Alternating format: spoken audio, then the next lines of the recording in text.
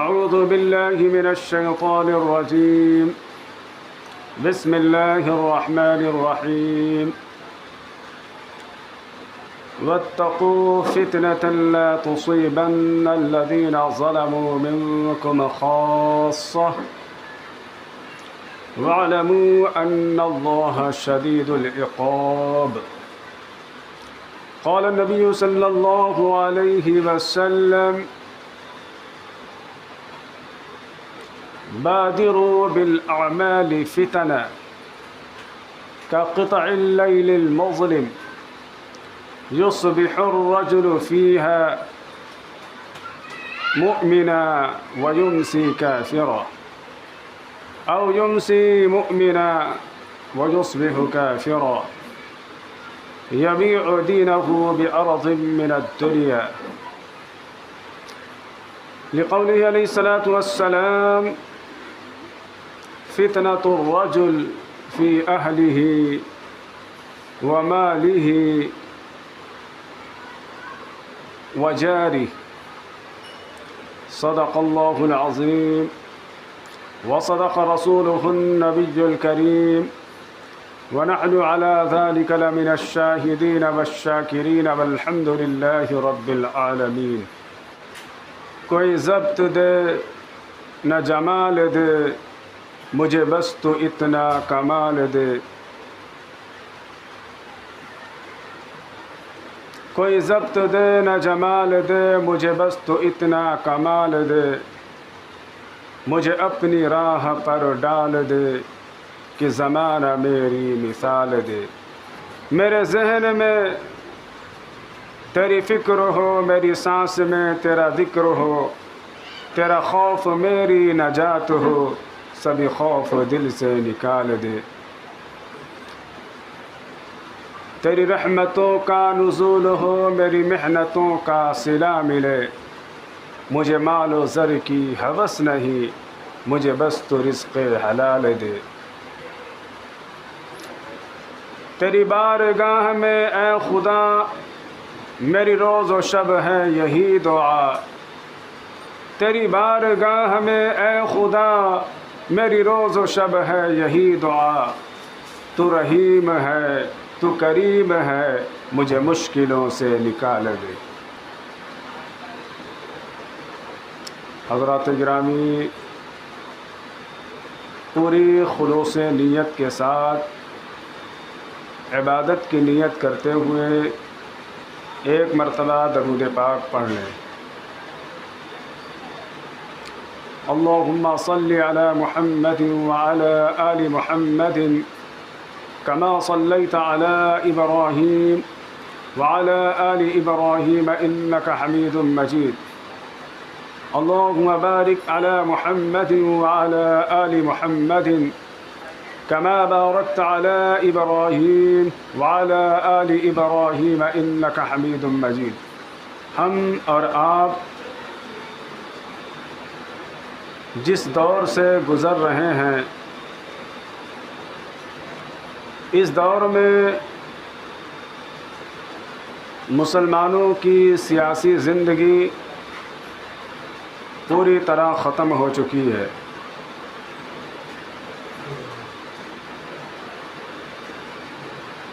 اور ہمارا جو انکم سورس ہے وہ سورس غیروں پر منحصر ہو چکا ہے.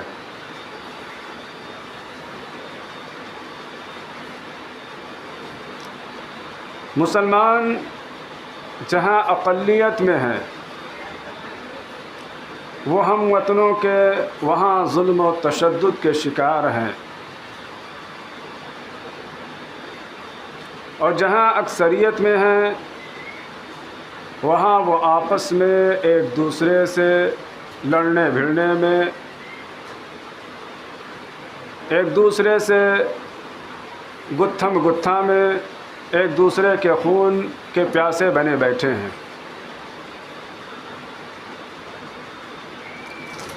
جبکہ ایسے تمام لوگوں کو معلوم ہونا چاہیے کہ دنیا کی ہر قوم تمہیں ختم کرنا چاہتی ہے. اور غیر قومیں اسلام کو اور مسلمانوں کو مٹانے کے لیے اس طرح آگے بڑھ رہی ہیں جس طرح کھانے والا اپنے لقمے کی طرف بڑھتا ہے،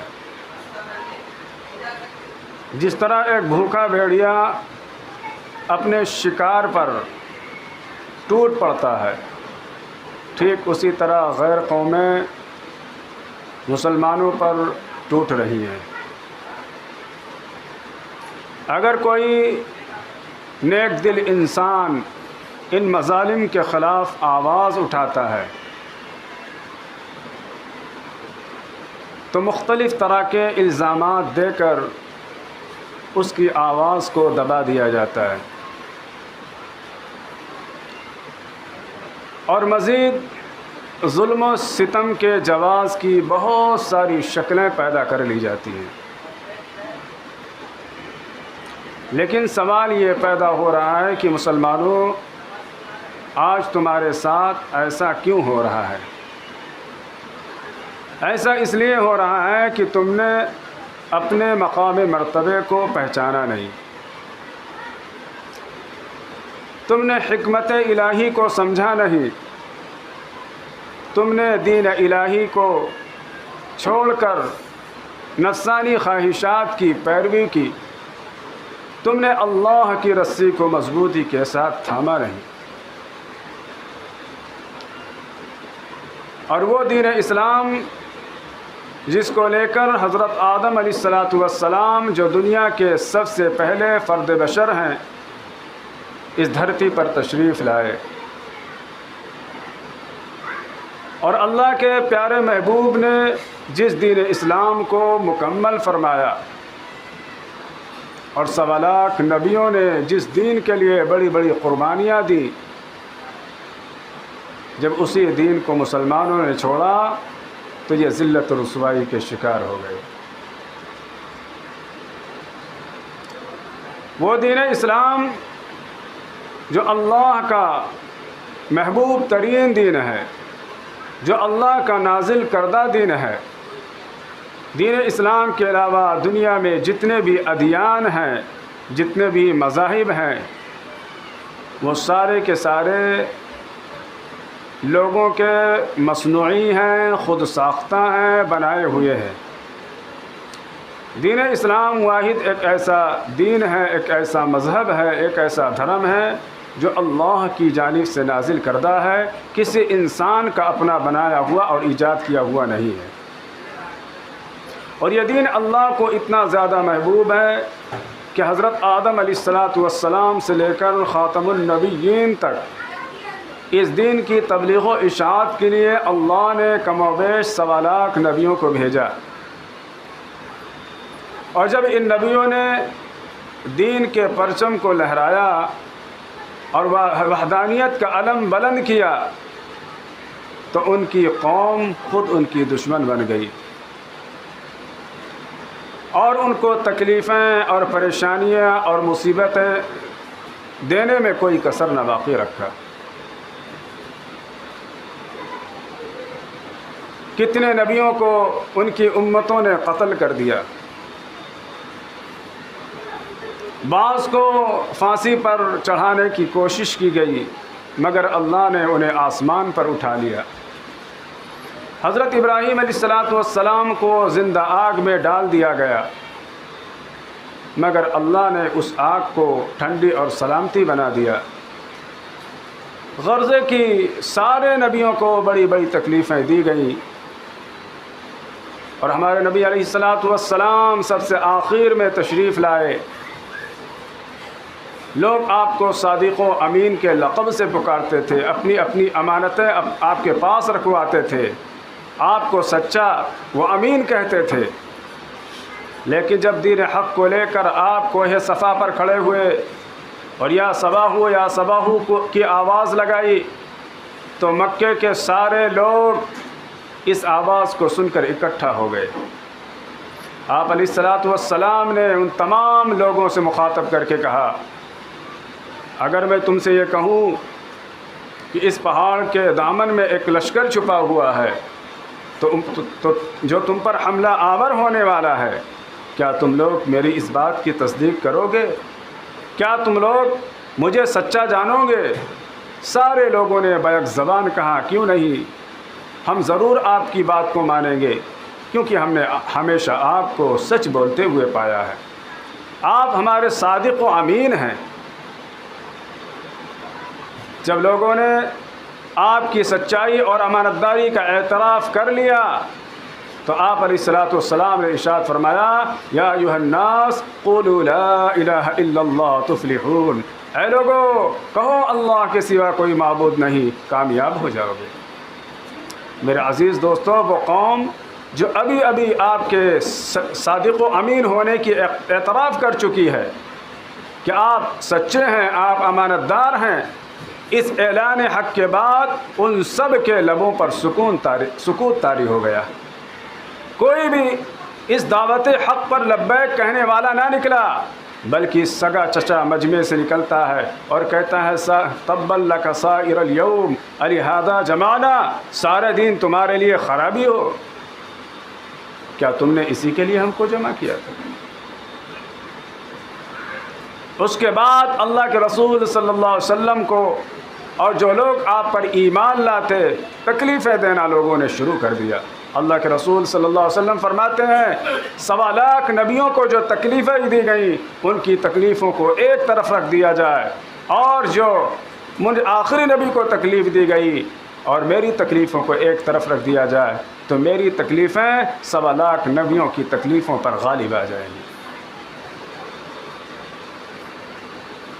یہ سارے کے سارے اللہ کے لاڈلے تھے، معصوم پیغمبر تھے، ان کو بڑی بڑی تکلیفیں دی گئیں، مشکلات سے انہیں گزرنا پڑا، لیکن ان ساری چیزوں کو اللہ نے برداشت کر لیا۔ لیکن اللہ کا نازل کردہ، اللہ کا محبوب ترین دین اس دنیا سے مٹ جائے، یہ اللہ کو منظور نہیں ہے، اللہ کو پسند نہیں۔ اس سے آپ اندازہ لگائیے کہ دین اسلام کتنا محبوب ترین دین ہے، جو اللہ کا نازل کردہ دین ہے، کسی انسان کا بنایا ہوا خود ساختہ نہیں ہے۔ جب مسلمانوں نے اسی دین اسلام کو چھوڑا، آج ذلت و رسوائی کے شکار ہو گئے، قدم قدم پر ہم ناکامی سے ہمکنار ہو گئے۔ جب تک مسلمان دین اسلام پر چل کر زندگی گزارتے تھے، کامیابی ان کی قدم چوما کرتی تھی اور کامرانی ان کے قدم چوما کرتی تھی، لیکن جب مسلمانوں نے دین اسلام کو چھوڑ کر دوسروں کے آگے سر جھکانا شروع کر دیا، آج ذلت و رسوائی کے شکار ہو گئے۔ قرآن کا اعلان ہے ان تنصروا اللہ ینصرکم وَيُثَبِّتْ أَقْدَامَكُمْ،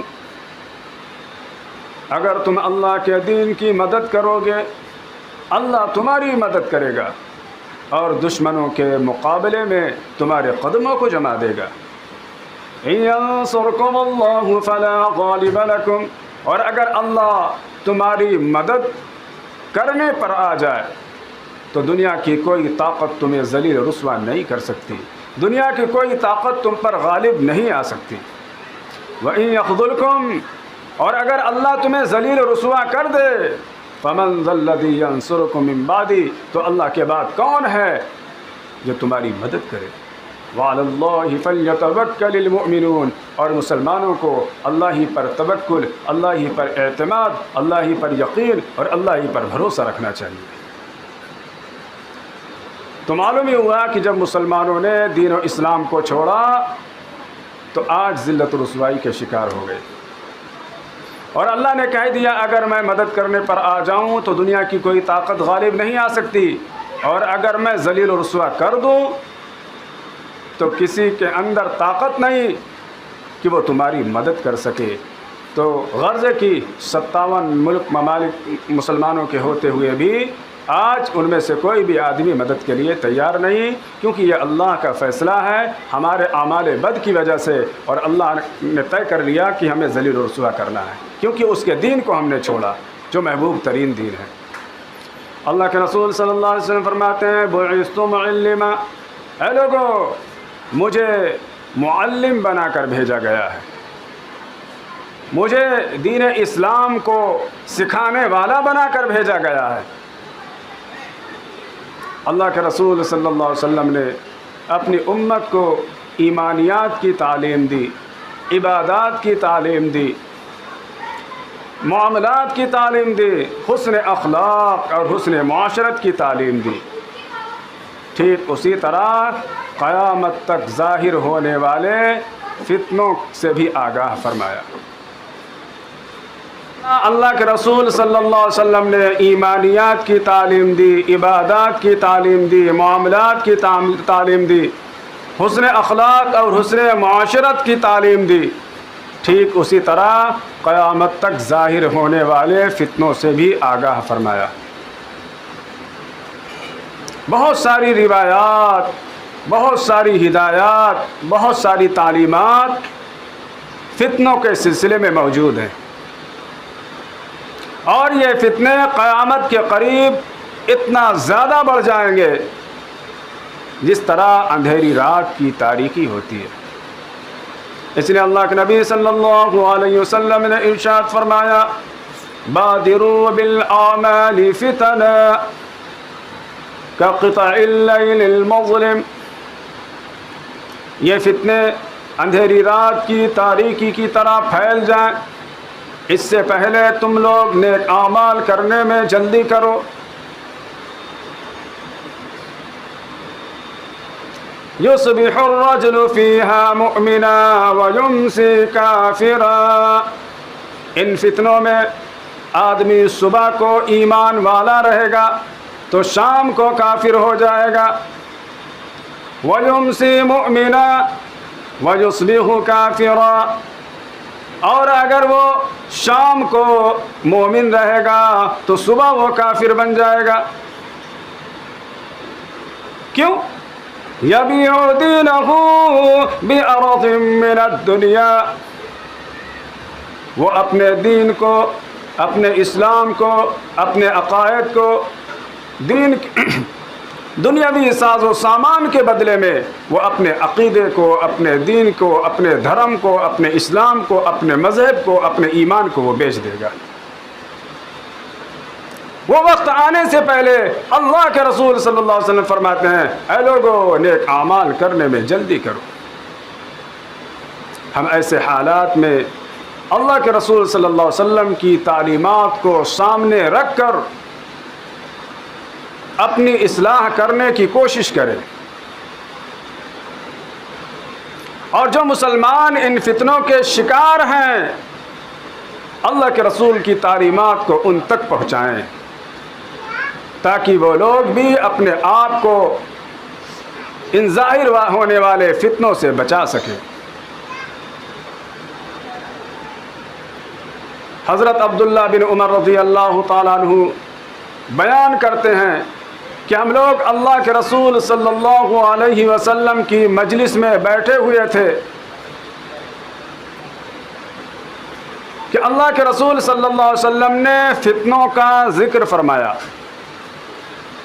اور ارشاد فرمایا کہ جب تم لوگوں کو دیکھو کہ ان کے آپسی معاملات میں، آپسی معاہدات میں دھوکہ دھڑی عام ہو جائے، جب امانت داری کی صفت ختم ہو جائے اور لوگ آپسی اختلافات اور ٹکراؤ کی وجہ سے آپس میں لڑنے جھگڑنے لگے اور آپس میں ایک دوسرے سے گتھم گتھا ہو جائیں، اللہ کے رسول صلی اللہ علیہ وسلم نے اس بات کو سمجھانے کے لیے اپنے ایک ہاتھ کی انگلیاں دوسرے ہاتھ کی انگلیوں میں یوں داخل فرما دی کہ فسادات اس طرح ہونے لگیں گے۔ راوی حدیث حضرت عبداللہ بن عمر رضی اللہ تعالیٰ عنہ اپنی جگہ سے کھڑے ہو گئے اور عرض کیا، اللہ کے رسول میری جان آپ پر قربان، آپ ہمیں ارشاد فرمائے کہ ان حالات میں ہم کیا کریں۔ اللہ کے رسول صلی اللہ علیہ وسلم نے 5 باتوں کی تعلیم دی۔ جب لوگوں کے آپسی معاملات میں دھوکہ دھڑی عام ہو جائے، امانت داری کی صفت لوگوں کے اندر سے ختم ہو جائے، اختلافات اور ٹکراؤ کی وجہ سے لوگ آپس میں لڑنے لگے، ایک دوسرے سے گتھم گتھا ہو جائیں، فسادات عام ہو جائیں، تو 5 باتوں کو لازم پکڑو۔ ایسے حالات میں تم اپنے گھروں کو لازم پکڑو، اپنی زندگی کا زیادہ تر حصہ اپنے گھروں میں گزارو، بلا ضرورت گھر سے باہر مت نکلو، کیونکہ جدھر تم جاؤ گے ادھر فتنہ ہی فتنہ ہوگا۔ دوسری بات، اپنی زبان کو کنٹرول میں رکھو، اپنی زبان کو قابو میں رکھو۔ اپنی زبان سے اگر کچھ بولو تو بھری بات بولو، ورنہ خاموش رہو، کیونکہ اللہ کے رسول صلی اللہ علیہ وسلم نے فرمایا من صمت نجا، جو خاموش رہا اس نے نجات پائی۔ تیسری تعلیم جو اللہ کے رسول نے دی کہ شریعت کے موافق عمل کرو۔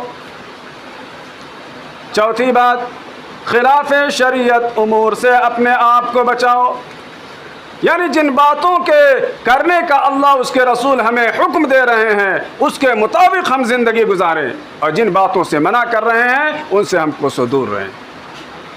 آخری تعلیم جو اللہ کے رسول صلی اللہ علیہ وسلم نے اپنی امت کی دی، اے لوگو تم اپنی اصلاح کی فکر کرو۔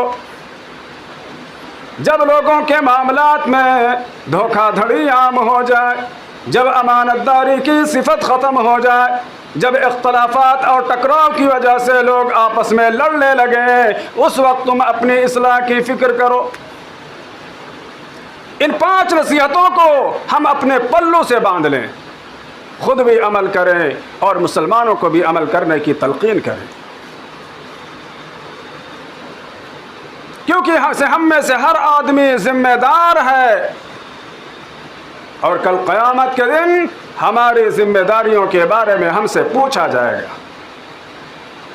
ہماری سب سے پہلی ذمہ داری یہ ہے کہ ہم اپنی اصلاح کی فکر کریں، اپنے عقائد کو درست کریں، اپنے اخلاق کو سنواریں، اپنی زندگی میں ادب لائیں، اپنی زندگی کو ہم اسلامی زندگی بنائیں۔ پھر اپنی اصلاح کے ساتھ ساتھ اپنے گھر والوں کی اصلاح کی فکر کریں، ان کے عقائد کو درست کریں، ان کی زندگی میں وحدانیت لائیں، ان کی زندگی کو اسلامی زندگی بنائیں، کیونکہ اللہ کے رسول صلی اللہ علیہ وسلم نے فرمایا مرد اپنے گھر والوں کا ذمہ دار ہے، کل قیامت کے دن اس کی ذمہ داری کے بارے میں اس سے پوچھا جائے گا۔ عورت اپنے شوہر کے گھر بار اور بچوں کی ذمہ دار ہے، کل قیامت کے دن اس کی ذمہ داری کے بارے میں اس سے پوچھا جائے گا۔ اگر ہماری غفلت اور کوتاہی کی وجہ سے ہمارے گھر کے لوگ ہمارے ہاتھ سے نکل گئے اور جہنم کا ایندھن بن گئے، صرف یہی نہیں کہ انہیں جہنم میں ڈالا جائے گا بلکہ ان کے ساتھ ہمیں بھی گھسیٹ کے منہ کے بل جہنم میں پھینک دیا جائے گا۔ اس لیے اللہ کے رسول نے فرمایا اے لوگوں اپنی اصلاح کی فکر کرو۔ آج جان لیوا فتنوں سے زیادہ ایمان لیوا فتنوں کی بھرمار ہے۔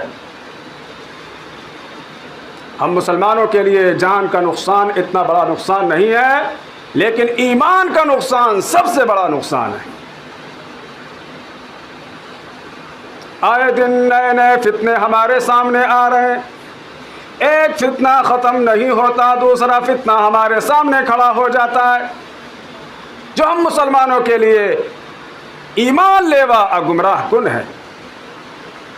ہر چیز میں فتنہ، ہر کام میں فتنہ، ہر جگہ فتنہ، جہاں جاؤ وہاں فتنہ۔ ایسی کوئی جگہ نہیں جہاں فتنہ نہ ہو۔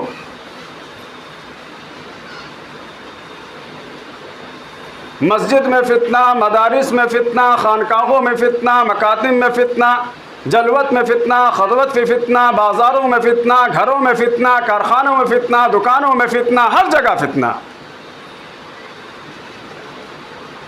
جیسا کہ اللہ کے رسول صلی اللہ علیہ وسلم نے ارشاد فرمایا وَتَظْهَرُ الْفِتَنُ، اے لوگوں ہر جہاز و فتنوں کا ظہور ہوگا، حتیٰ کہ تمہارے گھر کے اندر فتنہ ہوگا۔ حضرت اسامہ بن زید رضی اللہ تعالیٰ عنہ بیان کرتے ہیں کہ اللہ کے رسول صلی اللہ علیہ وسلم مدینہ منورہ کے محلات میں سے ایک محلات کے چھت پر چڑھ گئے اور صحابہ کرام کو مخاطب کر کے کہا اے میرے صحابہ ذرا یہ تو بتاؤ کیا جن چیزوں کو میں دیکھ رہا ہوں تم بھی وہی دیکھ رہے ہو؟ صحابہ نے عرض کیا اے اللہ کے رسول جو کچھ آپ دیکھ رہے ہیں ہمارے اندر دیکھنے کی صلاحیت نہیں، ہم وہ باتیں نہیں دیکھ رہے ہیں جو آپ دیکھ رہے ہیں۔ تو اللہ کے رسول صلی اللہ علیہ وسلم نے فرمایا فَإِنِّي لَأَرَى الْفِتَنَ خِلَالَ بُيُوتِكُمْ كَوَقْعِ الْقَطْرِ، میں تمہارے گھروں میں فتنوں کو بارش کے قطروں کی طرح گرتا ہوا دیکھ رہا ہوں۔ صرف اتنا ہی نہیں کہ تمہارے گھروں کے اندر فتنہ موجود ہوگا۔ اللہ کے رسول صلی اللہ علیہ وسلم نے ارشاد فرمایا، فتنۃ الرجل فی اہلہ و مالہ و جارہ، آدمی کا فتنہ اس کے گھر میں ہوگا، آدمی کا فتنہ اس کے بال بچوں میں ہوگا، آدموں کی فتنہ اس کے مال و دولت میں ہوگا، آدمی کا فتنہ اس کے آس پڑوس والوں میں موجود ہوگا۔ اس لیے قرآن ڈنکے کا چوٹ اعلان کرتے ہوئے کہتا ہے، واتقوا فتنة لا تصيبن الذين ظلموا منكم خاصة، اے لوگو اس فتنے سے ڈرو جو فتنہ صرف خصوصی طور پر انہی لوگوں پر نازل نہیں ہوگا جو ظلم کرنے والے ہیں، بلکہ ان لوگوں پر بھی نازل ہوگا جو فتنے کو دیکھ کر خاموشی اختیار کرنے والے ہیں۔ وَاعْلَمُوا أَنَّ اللَّهَ شَدِيدُ الْعِقَابِ، اور جان لو اللہ کا عذاب بہت سخت ہے۔ اللہ کے رسول صلی اللہ علیہ وسلم نے فرمایا، اس ذات کی قسم جس کے قبضے میں محمد کی جان، تم ضرور بر ضرور نیکیوں کا حکم دو اور برائی سے لوگوں کو روکو، اور بے وقوف و نادان کا ہاتھ پکڑو اور حق بات پر اسے مجبور کرو۔ اگر ایسا نہیں کرو گے تو تمہارے دلوں کو بھی اللہ ان کے ساتھ خلط کر دے گا، پھر اللہ تم پر بھی لعنتیں بھیجے گا جس طرح کہ بنی اسرائیل پر لعنت بھیجی ہے۔ حضرت جابر بن عبداللہ رضی اللہ عنہ فرماتے ہیں، جب کسی قوم میں، کسی قبیلے میں، کسی امت میں، کسی علاقے میں، کسی خاندان میں، کسی گروہ میں، کسی پارٹی میں کوئی آدمی کوئی گناہ کا کام کرتا ہے اور وہ جماعت والے، وہ گروہ والے، وہ ٹیم والے، وہ خاندان والے اس آدمی کو اس برائی سے نہیں روکتے ہیں بلکہ خاموشی اختیار کرتے ہیں، تو یہ خاموشی اختیار کرنے والوں پر مرنے ہی سے پہلے اللہ کا عذاب مسلط ہو جائے گا۔ یعنی ایسی ایسی مصیبتیں نازل ہوں گی مرنے سے پہلے جس میں وہ مبتلا ہو کر مریں گے۔ اب ہم میں سے کتنے لوگ ہیں جب وہ کسی برائی کو ہوتا ہوا دیکھتے ہیں تو ان کا دل تل ملاتا ہے؟ کتنے لوگ ہیں جو برائی کو دیکھ کر اس کو روکنے کی کوشش کرتے ہیں، اور کتنے لوگ ہیں جو اس برائی میں شامل ہو جاتے ہیں، اور کتنے لوگ ہیں جو خاموش رہتے ہیں۔ ہم خود اپنا جائزہ لیں۔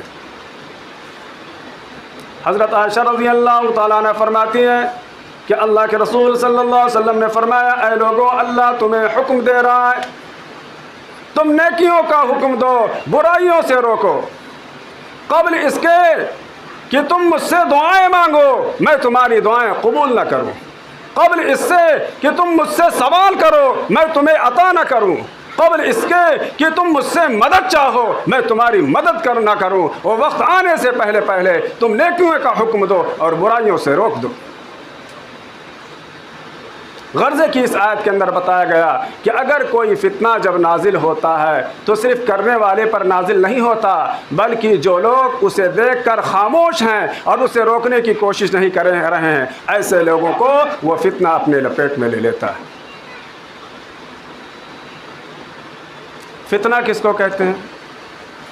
فتنہ فتنون سے بنا، جس کے لغوی معنی آتے ہیں سونے کو آگ میں تپا کر کھرا اور کھوٹا معلوم کرنا۔ اسی سے آگے چل کے بڑھ گیا فتنہ۔ فتنہ کسی بھی شکل میں آ سکتا ہے، عورت کو بھی فتنہ کہا گیا، بال بچوں کو بھی فتنہ کہا گیا، مال و دولت کو بھی فتنہ کہا گیا۔ عورت کا فتنہ کیا ہے؟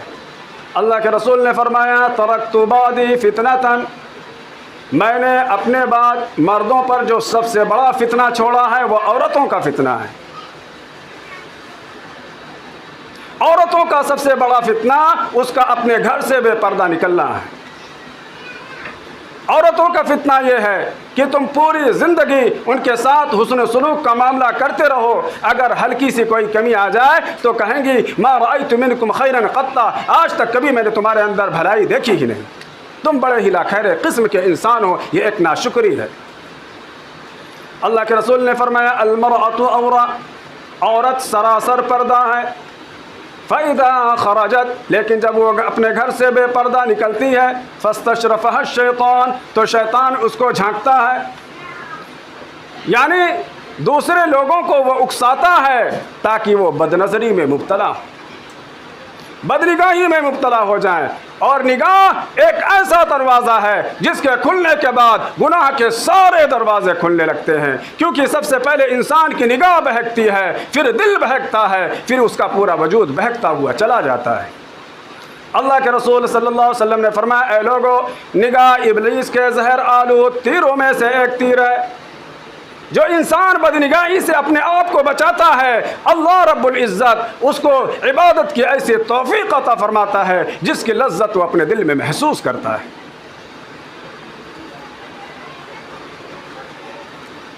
اس کے علاوہ وہ عورت اپنے رب سے سب سے زیادہ قریب ہوتی ہے جو اپنے گھر کے سب سے پوشیدہ مکان میں ہوتی ہے، وہ سب سے زیادہ اللہ کی محبوب ترین ہوتی ہے۔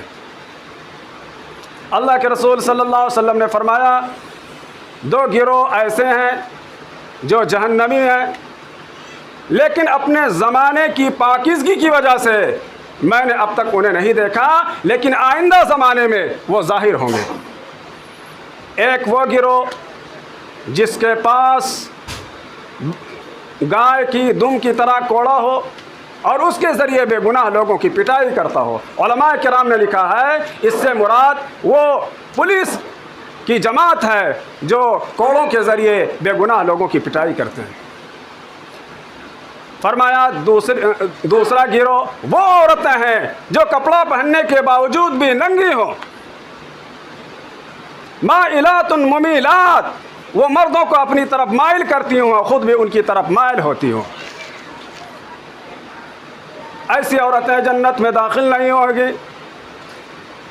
ایسی عورتیں جنت کی خوشبو بھی نہیں پائیں گی، جبکہ جنت کی خوشبو 70,000 سال کی مسافت کی دوری سے آدمی محسوس کر لے گا، لیکن ایسی عورتیں جنت سے اتنا دور ہوں گی کہ وہ جنت کی خوشبو بھی نہیں پائیں گی، جو اتنا تنگ لباس پہنتی ہیں، اتنا چھوٹا لباس پہنتی ہیں، اتنا باریک لباس پہنتی ہیں، ان کے جسم کا ایک ایک انگ نظر آتا ہے۔ تو اللہ کے رسول نے فرمایا کہ عورتیں ایک فتنہ ہیں۔ پھر فرمایا کہ اے لوگو، انما اموالکم و اولادکم فتنہ، تمہارا مال بھی تمہارے لیے فتنہ ہے، تمہاری اولاد بھی تمہارے لیے فتنہ ہے، ایک آزمائش کی چیز ہے کہ ان کی محبت میں تم اللہ کے احکام پر عمل کرتے ہو یا ان کی محبت میں پڑھ کر تم اپنی آخرت کو تباہ کر لیتے ہو۔ یا ایھا الذین آمنوا لا تلہکم اموالکم واولادکم عن ذکر اللہ، اے ایمان والو، تمہارے مال اور تمہاری اولاد اللہ کے ذکر سے تمہیں غافل نہ کرنے پائیں، اور جو شخص ایسا کرے گا وہ بہت بڑا نقصان اور خسارے میں ہوگا۔ اس لیے میرے عزیز دوستو، اللہ کے رسول صلی اللہ علیہ وسلم نے قیامت تک ظاہر ہونے والے فتنوں سے ہمیں آگاہ فرمایا، اور قرب قیامت فتنے اس طرح ظاہر ہوں گے جس طرح اندھیری رات کی تاریکی ہوتی ہے۔ آج کے اس دور میں جان لیوا فتنوں سے زیادہ ایمان لیوا فتنوں کی بھرمار ہے، اور جان کا نقصان اتنا بڑا نقصان نہیں ہے جتنا بڑا نقصان ایمان کا نقصان ہے۔ اس لیے میرے عزیز دوستو، ان نازک حالات میں ہم اپنے ایمان کی حفاظت کریں۔